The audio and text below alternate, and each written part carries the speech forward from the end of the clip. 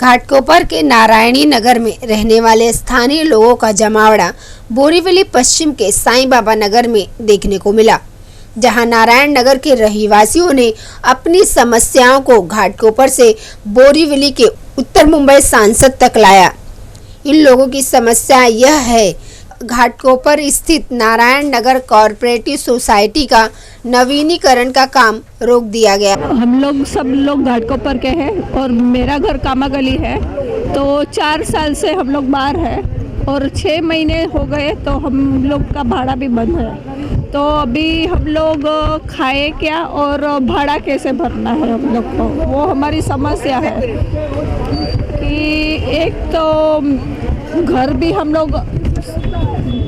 का भी हम लोग का चलता नहीं है ठीक से, अगर तो फिर इतना जो रेंट है आजकल का, तो वो लोग ये रेंट भी हम लोग कहाँ से निकालें। और हमारा भी ये जो नेवी वाले ने हमारा काम रुकवाया है, मगर क्यों रुकवाया है, कोई इशू भी नहीं है कि कोई रीज़न भी नहीं है ऐसा कि, तो सब लोग का वही परेशानी है कि नेवी वाले ने सबका काम रुकवाया है घाटकोपर में। वो लोग गोपाल सेठी ने सिर्फ यही बताया है कि आप लोग एक मीटिंग करो नेवी वाले के साथ, तब आप मुझे बुलाओ तो हम लोग साथ में मिलेंगे उसको। 7 साल हो गया, अभी तक वो नेवी वाला झटकाता है, क्यों नहीं बनाने देता है। सब इतना महेंद्र पार हुआ, कितना बिलिंग है, हमारे नारायण नगर वाले रहवासी को अटकाता है, तो तुम जल्दी से उसको अर्ज करो कि हमको बनाने दे। हम लोग नारायण नगर घाटकोपर से आए हैं, नेवी वाला ने हमारा सब प्रोजेक्ट अटका दिया है, हमको बहुत प्रॉब्लम हो रहा है, इसलिए हम सर से मिलने आए गोपाल सेठी से। उन्होंने कहा है कि आप मोर्चा निकालो और जाओ उधर मिलो, मैं भी आपको सपोर्ट करूँगा।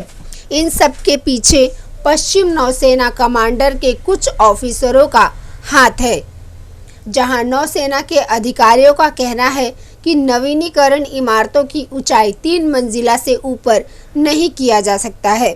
वहीं स्थानीय लोगों ने इन सब के बारे में उत्तर पूर्व भाजपा सांसद किरीट सोमैया से भी बात की। हमें घाटकोपर सर्वोन्नति सोसाइटी कामागली में रहते हैं, हमारा 10 साल से चल रहा है, मगर कुछ आगे ही नहीं बढ़ रहा है और बहुत सारा घर में स्लैब गिरता है, किसका हड्डी टूट जाता है, किसको शरीर में किसी भी जगह पे लगता है, मगर हमारे घर में बहुत नुकसान हो गया।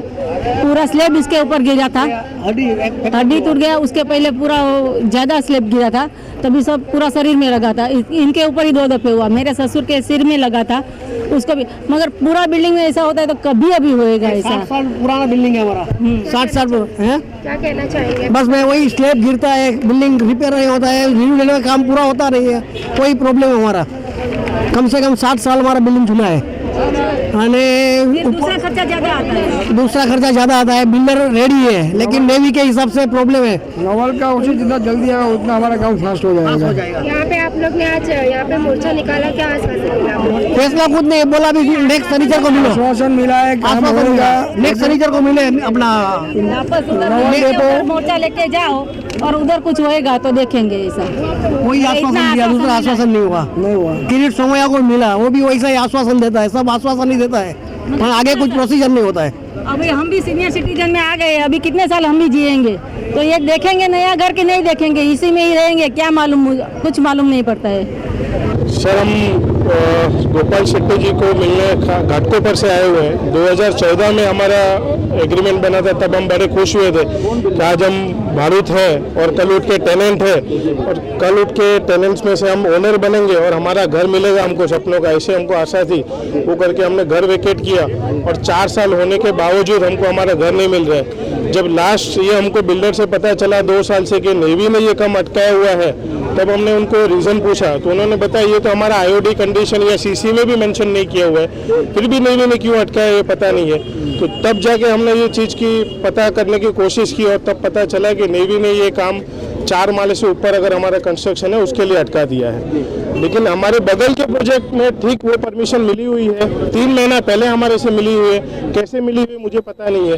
लेकिन ये नेवी का जो कायदा है या जो नियम है वो सबके लिए समान रहना चाहिए, हमारे लिए क्यों अलग मापदंड है।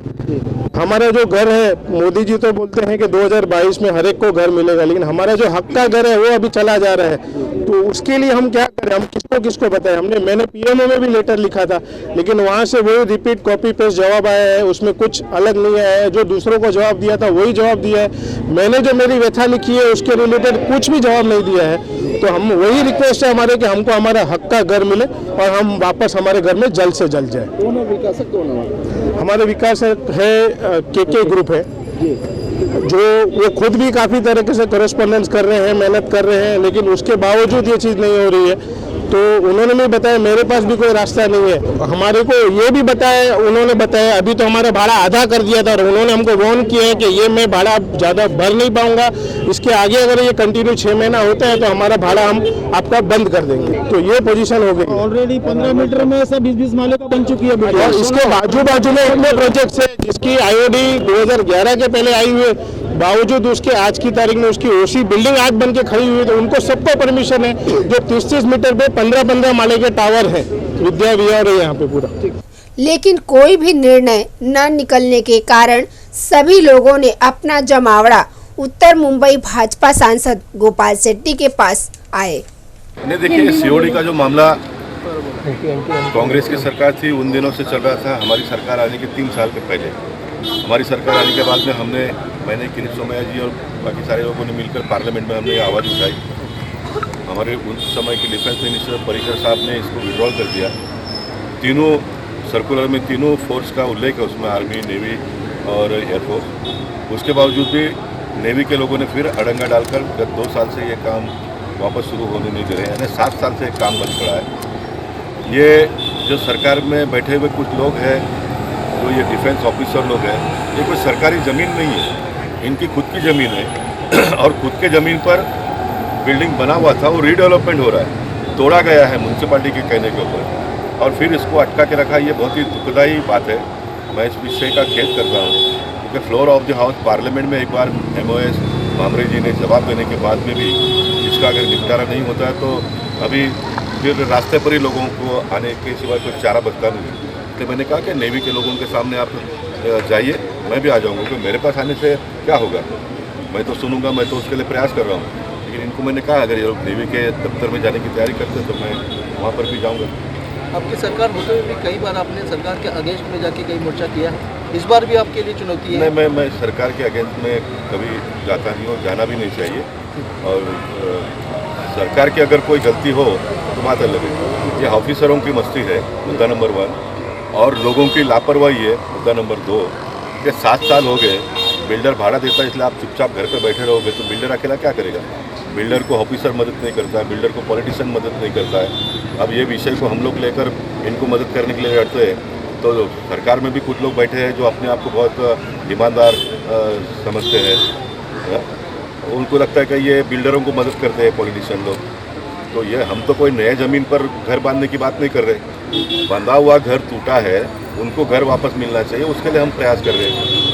मलाड में मंशू भाई रोड की थी, ऐसे ही डिफेंस वालों ने एक अड़ंगा डाला था जिसके ऊपर आपने लड़ाई लड़ी। देखिए, मेरी तो मांग है कि जितने भी COD के ऑर्डिनेंस डिपो है ये शहर के बाहर जाना चाहिए। इनको सारी जगह और सारी व्यवस्था इस सरकार ने करके देनी चाहिए, क्योंकि शहर के बीच में इस प्रकार का कोई ऑर्डिनेंस डिपो का होना ये डिफेंस के लिए भी उचित नहीं है और अगल बगल में रहने के वाले लोगों के लिए भी उचित नहीं है। इसलिए जब मुंबई शहर था तो मुंबई शहर बैंड्रा माहिम तक था, इसलिए तो मलाड इस तरफ COD का ऑर्डिनेंस डिपो बनाया गया था।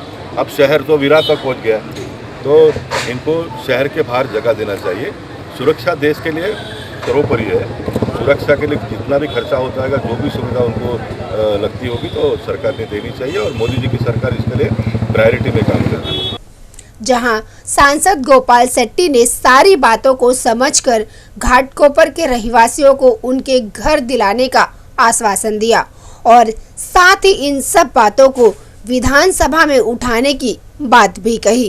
कैमरा पर्सन पंकज तिवारी के साथ मनीष महाराज की रिपोर्ट, मेट्रो मुंबई।